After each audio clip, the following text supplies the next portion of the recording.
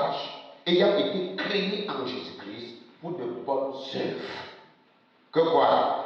Que Dieu a préparé d'avance afin que nous les pratiquions.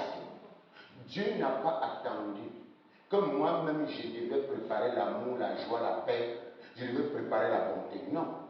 Dieu lui-même a préparé son amour. Quelqu'un comprend? L'espérance ne fait pas quoi? Ne trompe quoi? L'amour de Dieu est comment? Répandu dans nos cœurs par le Saint-Esprit. Et autant marqué, nous étions sans force. Donc si quelqu'un de nous avait même une petite force, Christ ne mourrait pas. Donc si Christ est mort, c'est parce que nous étions sans force. Et Christ est mort pour nous. Et moi, qui étais sans force hier, et Christ est mort pour moi. Et là maintenant tu viens me dire aujourd'hui, il faut que je retrouve une autre force pour être en train de bagarrer avec un caractère. Moi si. Donc j'étais sans force, donc je ne pouvais pas. Mais Christ est mort pour moi. Mais aujourd'hui, tu viens me présenter l'évangile qui me dit que je dois me forcer pour bagarrer contre. Non. Je ne me force pas pour bagarrer contre un caractère, je me force d'accepter ma nouvelle nature. Et l'autre caractère disparaît. Plus je croise dans la nouvelle nature, plus l'autre caractère diminue. Donc je ne me force pas pour quitter d'un caractère, je me force pour accepter ce que Dieu dit que je suis.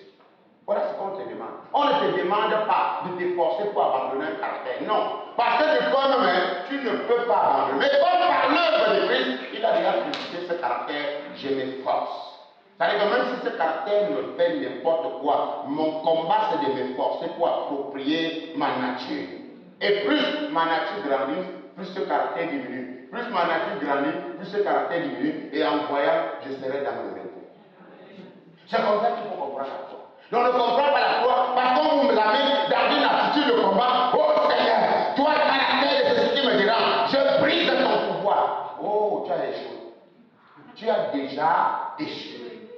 Tu dis Seigneur, vraiment, je prie que l'esprit du mensonge. Tu ne peux pas chasser l'esprit du mensonge. Seigneur, aide-moi cet esprit à dire que la vérité, à proclamer que la vérité. C'est ça le vrai combat. Le combat n'est pas de bagarrer contre le mensonge, mais c'est de taper la vérité dans ta vie. Mais si tu t'engages, c'est à partir d'aujourd'hui, je prie que je ne manque plus. La journée là, c'est ta journée de mensonge. Tu vas me mentir, tu vas me dire que j'ai dit, qu'est-ce qui m'arrive? C'est parce que toi, tu avais considéré l'esprit du mensonge comme étant quelque chose, jusqu'à dire que je ne manque plus. C'est ce que Paul nous a appris. L'onction du Saint-Esprit par Paul dit que quoi? Sans loi, je vivais. N'est-ce pas? Mais quand la loi est venue, n'est-ce pas?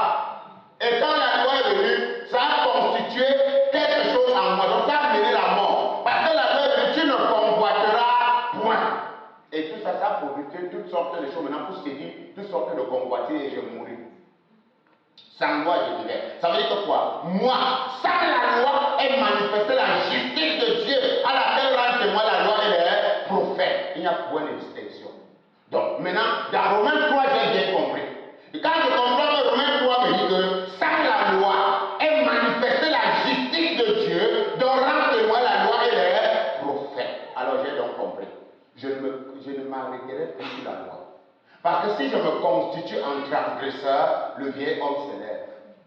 Mais si je place ma foi en Jésus, le Saint-Esprit se manifeste. Je fais maintenant comment? Mon combat sera de faire quoi? De courir maintenant, en oubliant ce que l'autre est en train de dire derrière. Je ne donnerai plus la force en un caractère. Donc même si un mensonge sort de ma bouche, je dis Seigneur, Père, pardonne-moi.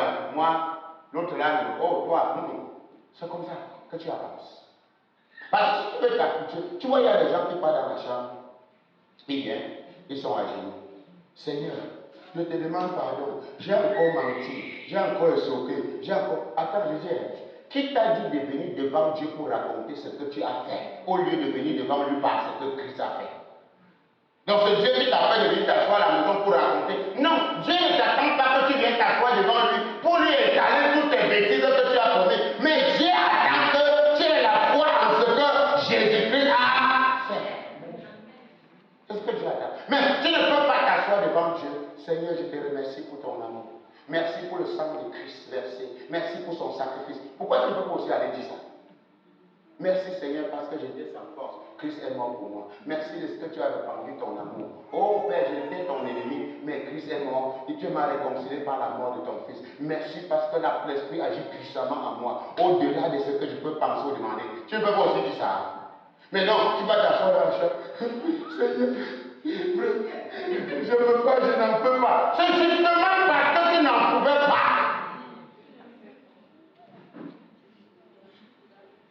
Vous savez, la croix mal prêchée peut mettre le peuple de Dieu sur le fardeau.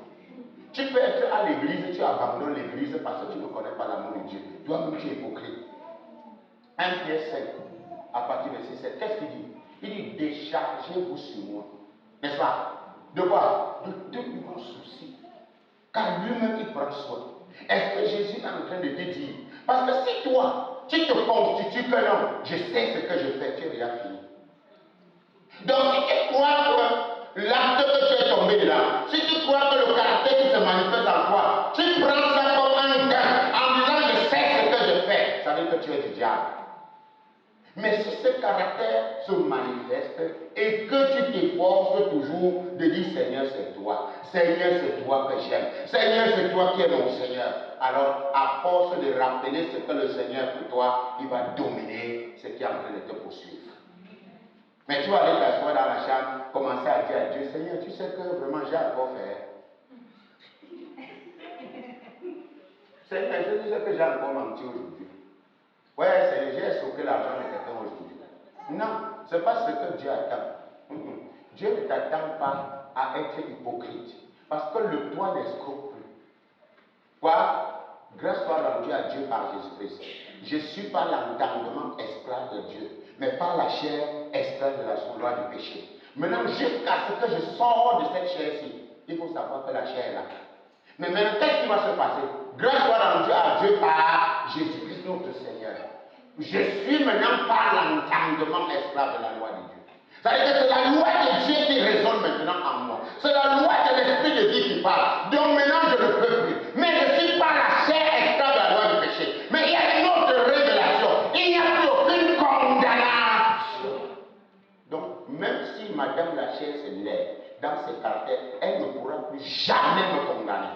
Pourquoi? Parce que j'ai la révélation que Jésus-Christ a fait quoi? A crucifié la chair avec ses passions séduisantes. Et là, ça peut me donner l'avantage de davantage m'attacher au Seigneur avant de diminuer quant à cette nature.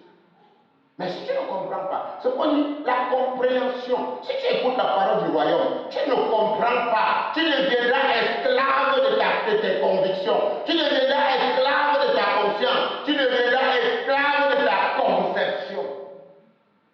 Ta conception dans la compréhension de la parole n'est pas la vérité vivante et permanente de la parole. La parole ne peut pas cesser d'être permanente et vivante parce que toi tu as ta conception. Tes conceptions ne gèrent pas Dieu.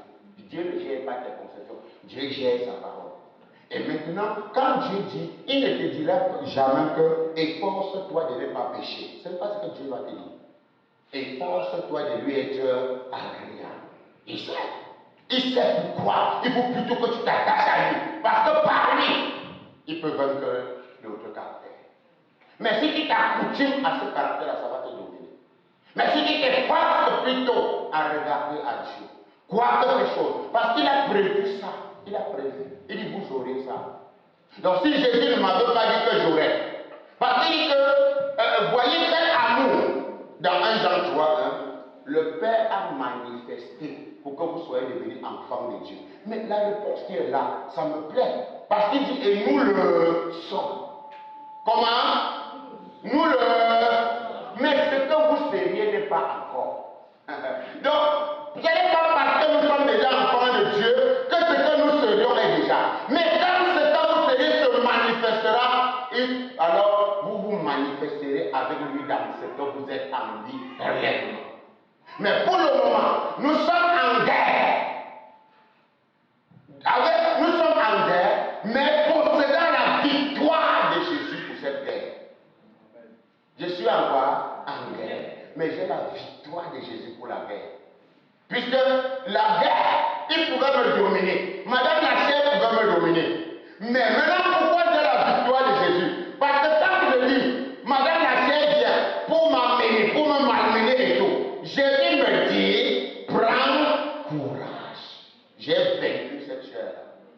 Waouh. Donc, ma part maintenant, c'est d'avoir la pensée de Christ tous les jours. C'est-à-dire que je ne veux jamais garder ma pensée sur une action de Madame la chère. Et maintenant, Jésus m'a rappelé que Madame la chère, là, j'aurai les tribulations. Et l'apôtre Paul a dit que s'il dit que non, ne te marie pas, c'est parce qu'il veut éviter quoi? Les tribulations dans la chair. Mais, même quand il veut m'éviter les tribulations dans la chair, j'aurai ces tribulations-là. Parce que Jésus a déjà dit, vous hein? Donc Paul ne peut pas m'éviter ce que Jésus a dit que j'aurai. Donc même s'il veut me donner un conseil, c'est bien. Il parle bien, je suis d'accord. Paul dit que je veux vous éviter, mais chacun, heureusement que lui-même, je veux vous éviter, mais chacun tient de Dieu quoi? Un don. Donc si lui là, il est resté sans femme, c'était le don que Dieu lui a donné. Donc il ne faut pas qu'il amène ces choses à tout le monde. C'était un don pour lui, non? C'est un don pour moi. Non. Il dit chacun tient de Dieu un don. Donc nous n'avons pas tenu de Dieu ce genre de quoi? De don. Donc il ne vient pas nous éviter nos tribulations. On va s'en passer. Parce que, non, souvent quand tu écoutes la parole, écoute les paroles du maître. Ne joue pas avec les paroles de Jésus. Quand Jésus parle, sachez que la parole doit s'accomplir. Il n'y a rien de ce que Jésus a dit. Même si Paul vient par sagesse vouloir nous éviter autre chose, il est bon, il est préférable, il est souriant, il est glorieux pour l'homme de ne pas avoir des femmes. C'est son problème là-bas.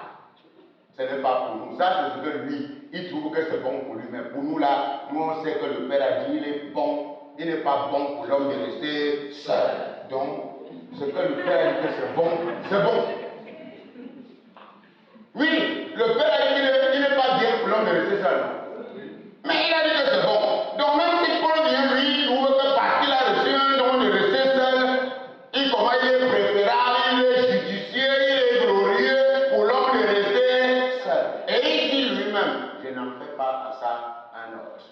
Heureusement que lui l'a dit, il dit que quoi? Il n'en fait pas ça un autre. Donc maintenant, parce qu'il sait, nous ne pouvons pas quitter dans la chair. Si tu veux aujourd'hui, tu dis Seigneur, pardon, enlève-moi dans la chair, c'est qu'il faut que tu retournes au royaume. Ne fais pas une belle prière comme ça. Par exemple, quelqu'un, oui Seigneur, je ne veux plus vivre dans la chair, tu vas alors vivre où? Non, parce que là on ne comprend pas. Tu vas alors vivre où? Parce que si tu ne veux plus vivre dans la chair, il va falloir que tu fasses quoi? Tu retournes. Seigneur, vraiment, je ne veux plus vivre dans la chair. Bon, il te dit, bon, tu pars. Oui, lisons. Parce qu'il faut que vous compreniez, mais que nous sommes dans ce monde avec la victoire de Jésus. Voilà qu'il est important de s'attacher à lui, de comprendre ce que la parole dit de mon identité. Ça va m'épargner que cet autre individu puisse me déranger. Lis-moi Philippiens 1, à partir du verset 20. On va comprendre quelque chose. Pour que vous ne faites pas les belles prières, mais pour que vous demandez au Saint-Esprit de vous aider à vous nourrir de la connaissance de la vérité. Vas-y, il dit quoi? À partir du verset 20 de Philippiens. Selon ma ferme attente et mon espérance, que je n'aurai honte de rien. Oui. Mais que maintenant, comme toujours, Christ sera glorifié. Dans mon corps. Avec une pleine assurance. Soit par ma vie.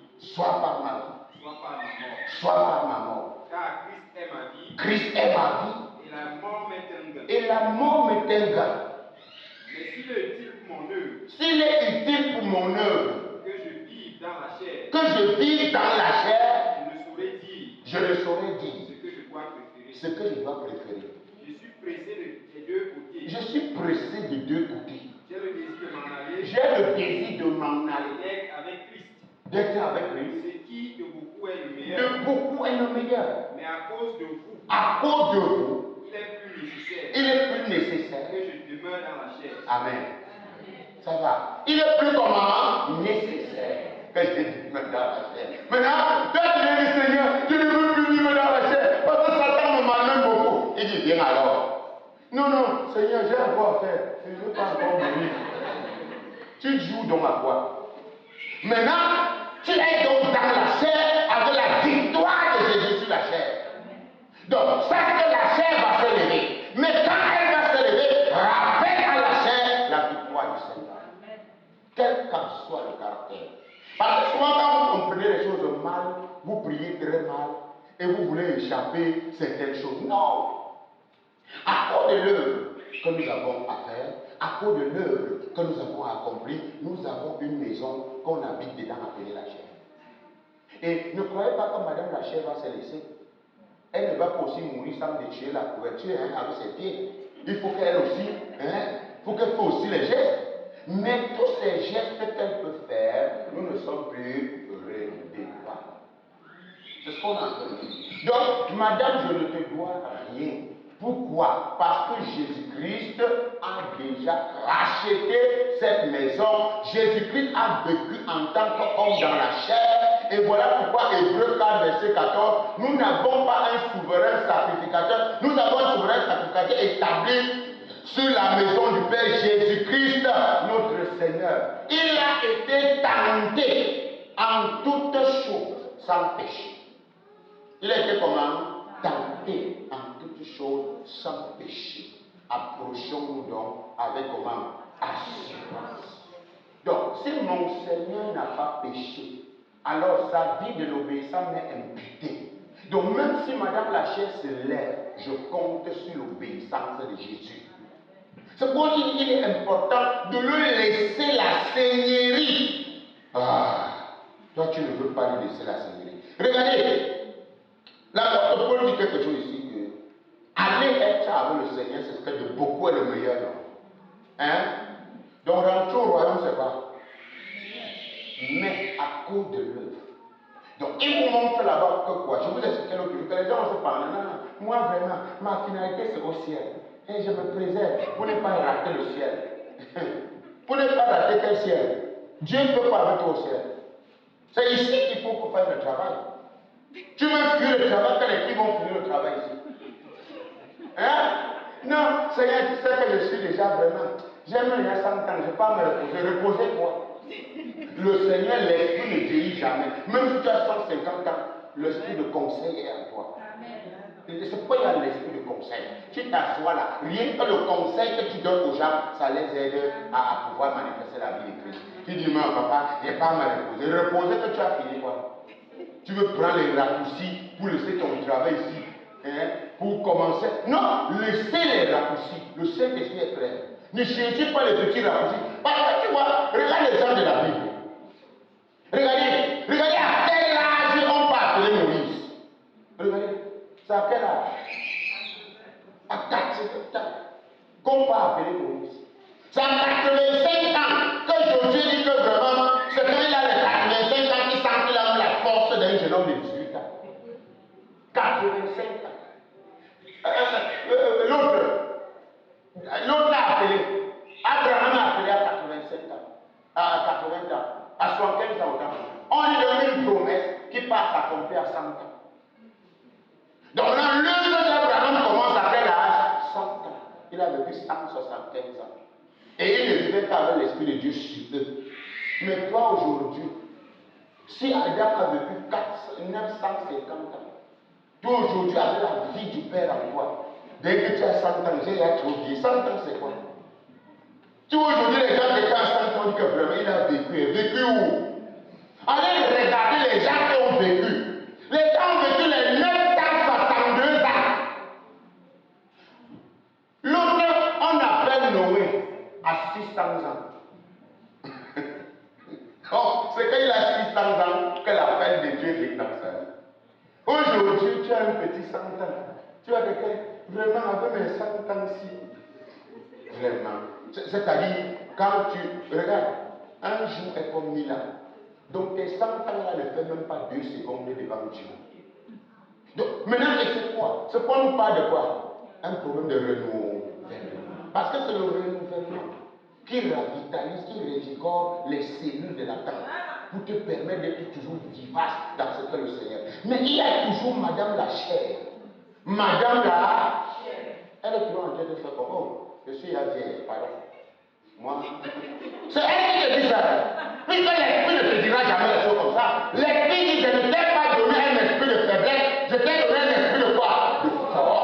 de sagesse et d'amour. Mais Madame la chair dit, tu ne vois pas que tu es déjà vieux. Avec tes cheveux blancs là. Tu vois. Donc, elle ne peut pas. Elle te convainc. Et si tu te laisses convaincre par Madame la chair, qu'est-ce qui se passe? Tu commences à perdre quoi? Les forces. Et tu donnes raison à ça. Et quand tu perds les forces, tu dis, mais tu as raison, tu vieillis, non? C'est comment? Tu vois? Donc lui, maintenant, le renouvellement te fait savoir que ton esprit est connecté à la divinité. Tu ne t'attardes plus à regarder ce que la tante dit, mais tu te connectes à ce que l'esprit dit. Puisque l'esprit utilisera un temps pour travailler, c'est l'esprit qui va décider de la force du temps. Et l'esprit décide parce que toi tu places ta foi comme ça. Tu n'écoutes pas cette vieille sorcière de Madame la chair. Moi je l'appelle souvent une vieille sorcière. Parce qu'elle est là toujours pour nous convaincre. Dès que tu as un peu mal au pied, tu entends qu'est-ce que tu sais qu'on va couper le pied là. Dès que tu te lèves, tu sens un peu le dos qui te fait mal. Ah, peut-être la chaise roulante te guette déjà. Elle a toutes les expressions qu'elle te donne. Et dès que tu laisses ça dans ta pensée, c'est fini. Tu vas sortir chez ça. Ah, de temps en temps, je t'ai dit que c'est la chaise roulante. Frère, il faut faire attention avec Madame la chaise. Madame la chaise a des problèmes. Tu vois, tu te lèves comme ça. Comme une soeur, on devait aller à l'évangélisation. Non. Et Madame la chair dit non, tu as des violents maux de tête. Et tu sais que si tu parles trop, ça peut te donner une migraine terrible. Non, non, non. Les maux de tête me dérangent. Ça ne me sent pas bien. Il faut d'abord que je prenne un truc, je me couche. Et dès que tout le monde est parti, la migraine a disparu. Madame la chair ne voulait pas qu'elle voie, puisque Madame la chair aussi a un travail à faire. Et il ne faut pas écouter la voix de Madame la chair. Je vous dis la vérité. Parce qu'elle est toujours là pour nuire. Dès qu'il y a une petite grippe qui te prend, rien que la grippe, à l'époque de coronavirus, les gens ont eu le corona, pas parce qu'ils avaient le corona. Parce que dès qu'il y a une petite grippe, c'est corona. Et puis c'est comme ça qu'on te ramassait, on partait t'interner pour bien te contaminer maintenant le corona. Oui, c'est là où on te ramassait même. On partait faire quoi? On te contaminait maintenant le corona vrai. Alors que c'est quoi? C'est un problème d'éducation de nos pensées par la connaissance de Christ. Amen. Éduque tes pensées à la connaissance de Christ. Très important. Parce que si tu ne les éduques pas, bien aimé, Madame la chair. Donc, bien aimé, il est important de comprendre que Jésus-Christ, nous vivons dans la chair, mais Jésus-Christ nous a donné le pouvoir sur la chair. Nous avons la victoire sur la chair. Mais ne croyez pas que la chair, elle ne va pas parler pendant le temps de votre ministère sur la terre. La chair va parler. Mais toi, tu vas t'efforcer plutôt à être ce que Christ dit que tu es. C'est comme ça que tu vas t'efforcer. Amen. Lisons 2 Corinthiens. On va voir 2 Corinthiens 3 ici quelque chose. On va voir 2 Corinthiens 3. Et après, on va voir que, bien évidemment, on ne va pas prêcher nous-mêmes. Parce que si tu commences à te prêcher toi-même.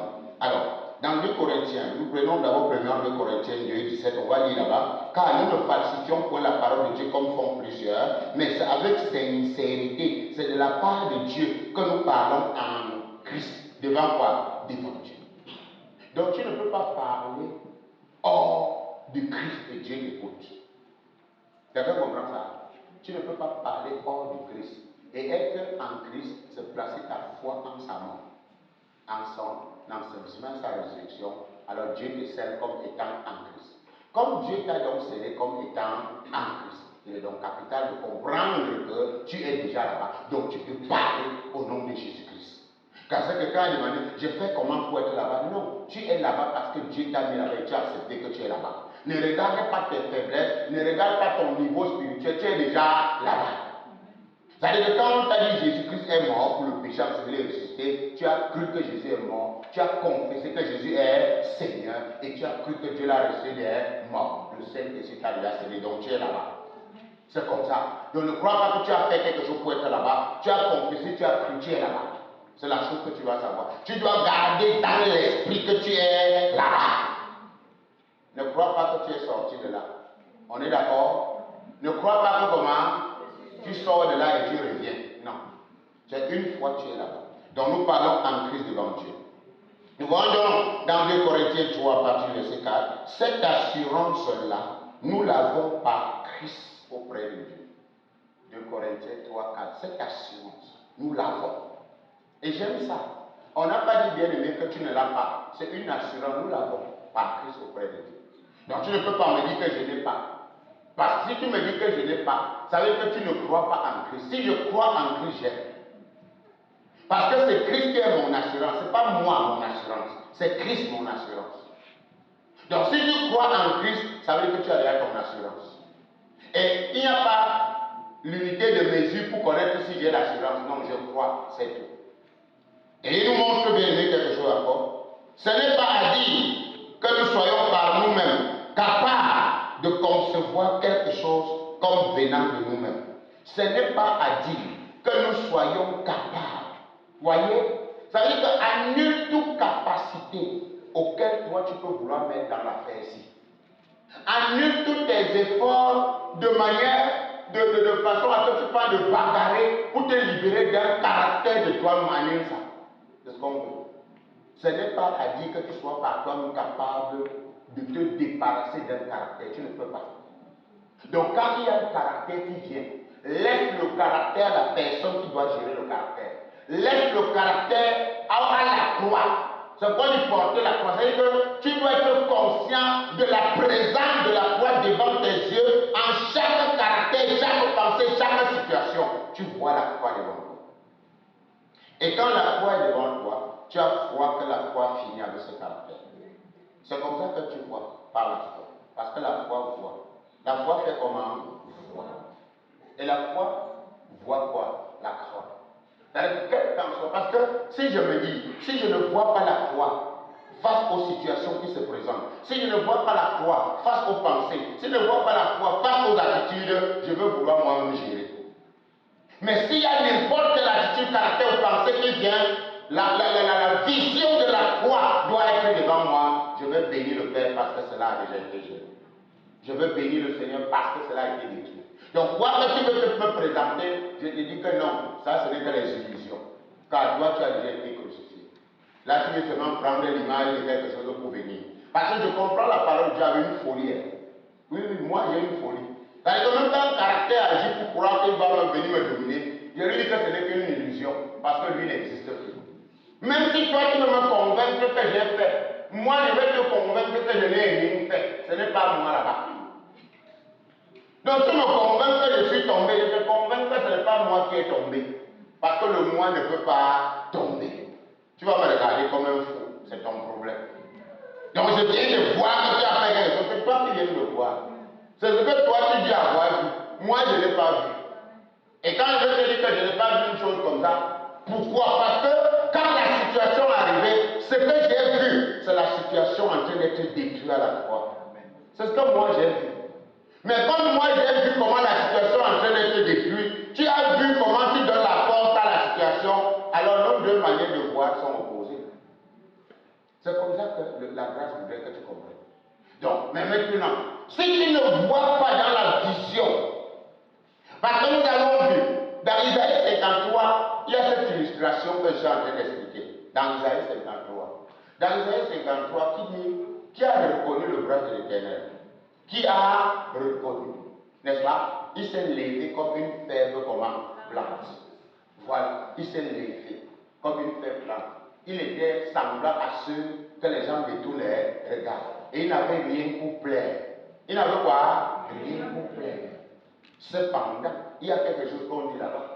Nous l'avons considéré comme humilié, puni, frappé de Dieu. Cependant, c'est de nos péchés, n'est-ce pas? C'est de nos souffrances qui se chargent, c'est de nos douleurs qui se chargent. Il a été blessé pour nos péchés, écrasé pour nos fautes. Regardez ce que la vision prophétique du prophète est en train de voir.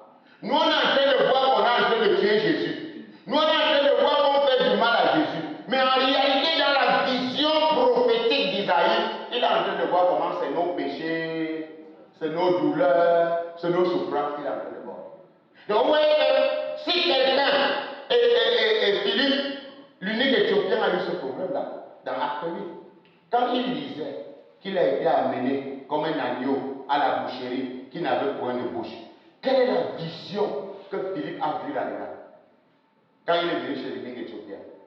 Alors, quand le Nil éthiopien est en train de lire, comprends-tu ce que tu lis? Et il pose la question, mais comment comprendre s'il n'y a personne qui m'explique? Il dit non, le prophète parle de lui-même ici, ou il parle de quelqu'un d'autre. Mais regardez, dans la prophétie là, le prophète n'est pas en train de parler de lui, il est en train de parler d'une personne, qui est Jésus. C'est pourquoi, ouvrant sa bouche, il a annoncé la bonne nouvelle de Jésus.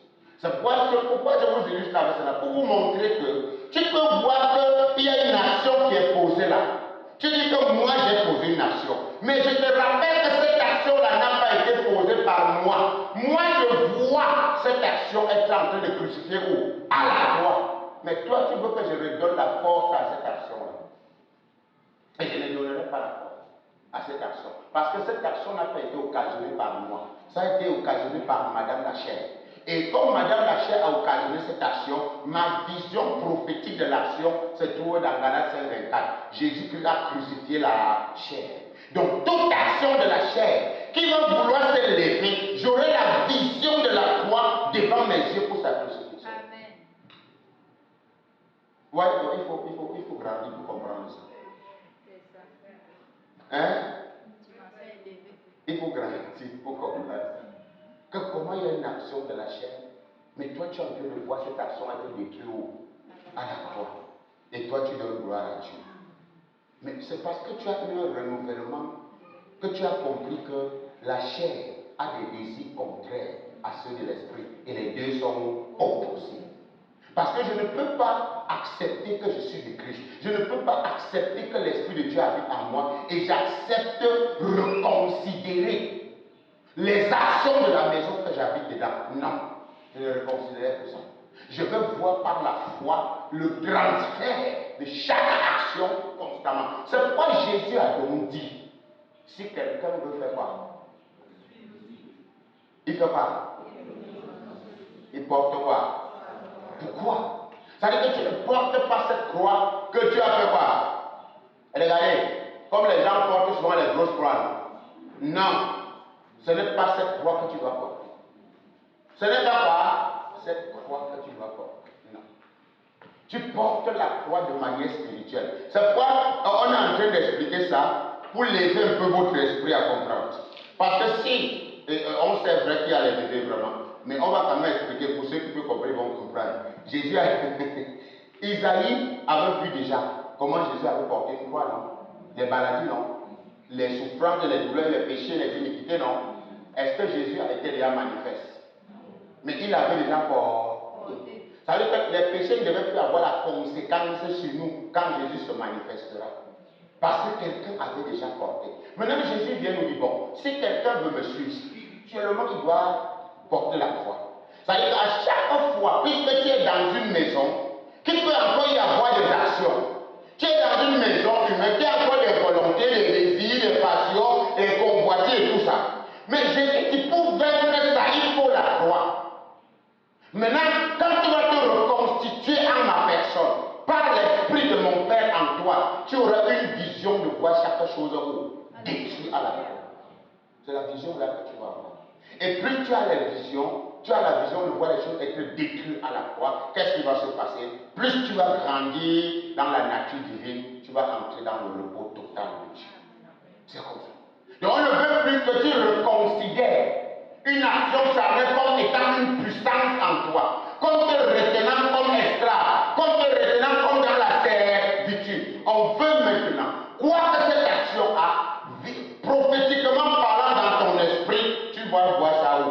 À la croix. Où? À la croix. Là, il faut grandir, c'est vrai. Il faut faire comment? Il faut grandir. Parce que je ne grandis pas. Quand tu n'as pas encore grandi, non, l'autre là ne peut pas accepter ça. Tu vas d'abord dire que vraiment, c'est même parce que vraiment, c'est parce que. Amen. Mais il faut comprendre. C'est pourquoi je vous ai dit la dernière fois que la connaissance de Christ a des dimensions. Il y a des maturités. C'est-à-dire que souvent, je suis en train de prêcher un message et regarde le peuple qui est devant moi. Et puis moi, je sais que je parle pour le moment, mais qu'ils vont comprendre après. C'est pourquoi il est important de prendre, il est important d'écrire, il est important d'enregistrer. Parce que ce que tu écoutes maintenant là, tu peux être en train de me regarder comme un chien devant la télé.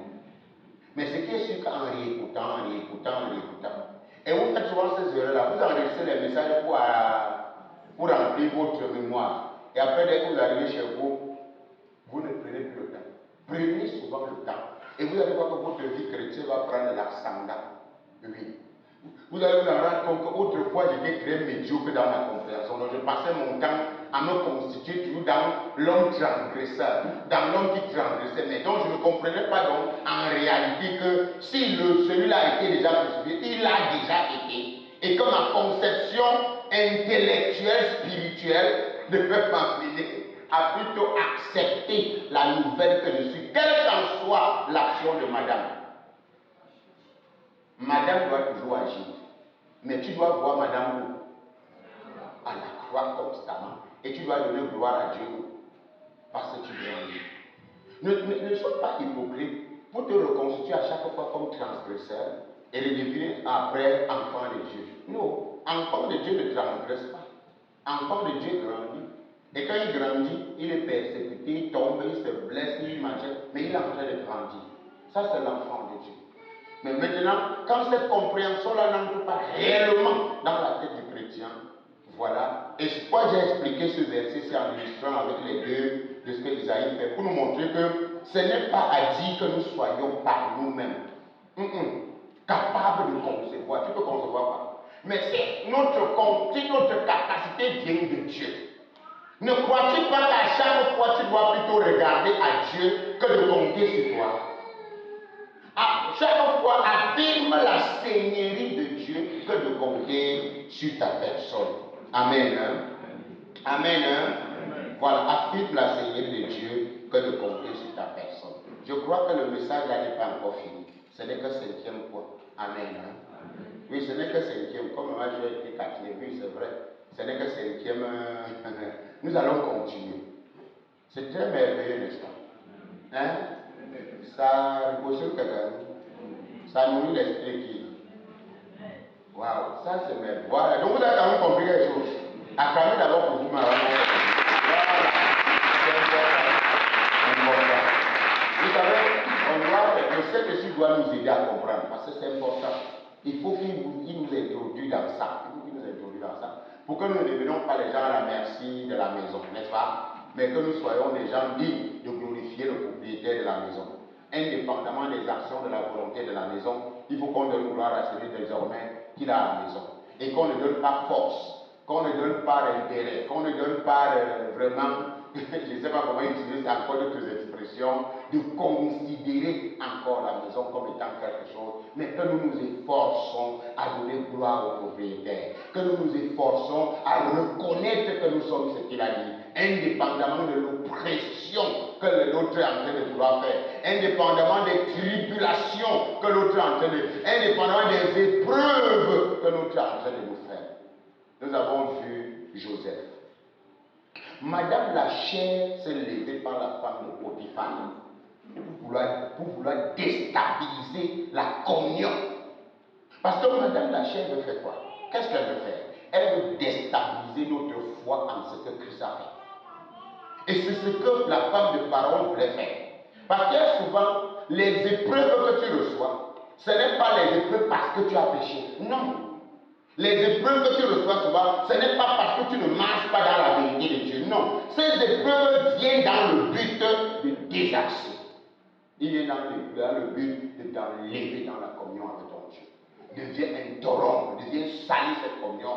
Et toi, tu ne dois pas accepter. Quand tu as une communion avec Dieu dans la vie de Christ, quelle qu'en soit l'action, quel qu'en soit tout ce que, même si la femme de Potiphar avait tout fait pour vouloir séduire, pour vouloir que l'autre tombe, le gars a même préféré laisser même son habit et partir nu. Que comme c'est les choses du monde que tu veux, prends, je pars, le Christ va me revêtir. Il n'a pas accepté. Il n'a pas accepté. Il a préféré se déléguer des choses du monde et Christ l'a donné un vêtement. C'est comme ça. Nous-mêmes, nous devons accepter. Donc, ne te concentre plus. Jésus n'a jamais dit qu'il n'y aura pas. Il y en aura. Si toi, tu dis ici, quand tu vas sortir, tu ne vas pas insulter la tête de ton enfant, dis-moi, tu es sûr. Tu es sûr que cette semaine, tu vas rien faire. tu vas faire. Mais qu'est-ce qui va t'intéresser dans ce que cette maison sera en train de dire? Tu vas plutôt davantage t'efforcer à accepter ce que Christ dit de toi. Amen. On a fini pour aujourd'hui.